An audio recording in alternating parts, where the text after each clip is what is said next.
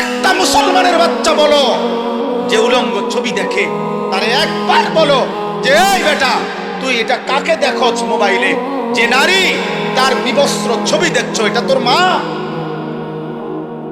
এই নাফরমান ছেলেরা, আমি বুঝি না, আমরা তো চেহারা দেখলেই বুঝি। আমি দাঁড় করাই, নারী আসক্ত ছেলে দাঁড় করাই, মোবাইলে উলঙ্গ ছবি দেখো আমি দেখাই, আমি দাঁড় করাই।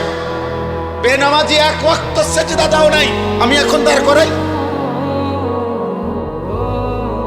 আমি ইনশাআল্লাহ কোরআন সামনে বলবো, তো তুমিও কোরআন ধরে বলবা, কসম করে বলবা, আল্লাহকে কসম করে বলবা যে না, আমি নারী দেখি না, ছবি দেখি না, উলঙ্গ দৃশ্য দেখি না। বলো, এই তোমার মা? যাকে দেখো সে তোর মা বেটা, তোমার বোন, তোমার মেয়ে, তোমার ফুফু, তোমার খালা? এই অসভ্য! তো যাকে দেখো সেও তো কারো মা। তুমি কি চাও তোমার মাকে কেউ উলঙ্গ দেখো? কথা বলেন, একটা ছেলে বলো, বলো বাপ, বলো, বলতে হবে আজকে। বলো, তুমি চাও তোমার মাকে কেউ বিবস্ত্র দেখো? তোমার বোনকে, তোমার মেয়েকে, তোমার খালাকে, তোমার ফুফুকে? তাহলে তুমি কেন অন্যের মাকে দেখো? সে কি কারো মা না?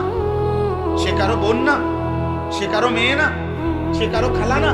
সে কারো ফুফু না?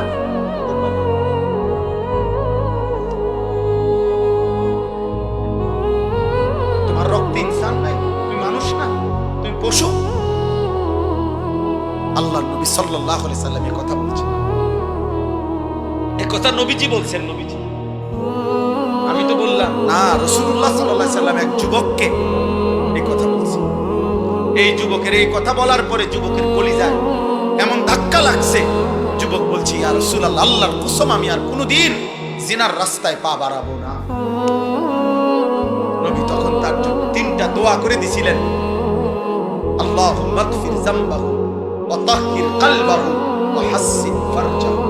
আল্লাহ আমার এই যুবকের গুনাহ মাফ করে দেন, আমার যুবকের অন্তর পবিত্র করে দেন, আমার যুবকের লজ্জাস্থানকে পাক করে দেন।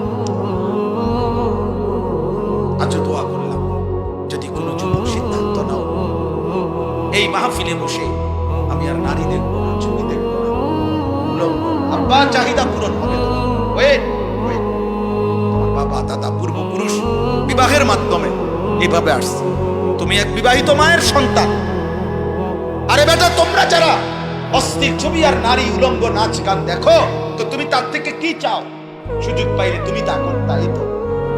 তাহলে সুযোগ পাইলে জিনা করতা। এই নারী যদি তোমার কাছে একাকিত্বে আসতো তো কি করতা? ব্যভিচার করতা তার সাথে। তাহলে ব্যভিচারের কারণে যদি সন্তান হতো, তার পরিচয় কি? অথচ তুমি তো এক পবিত্র মা বাবা, স্বামী স্ত্রীর ইসলামের হুকুমে, আল্লাহর হুকুমে এক মা বাবা, এক নারী পুরুষ একত্রিত হওয়ার বরকতে তুমি পৃথিবীতে আসছো। তুমি তো এক পবিত্র মা বাবার পবিত্র সন্তান, তো তুমি কেন অপবিত্র কামনা করো? এর দ্বারা কি তুমি তোমার মাকে অপমান করো না? এর দ্বারা কি তুমি তোমার বোনকে অপমান করো না? এর দ্বারা তুমি কি তোমার মেয়েকে অপমান করো না?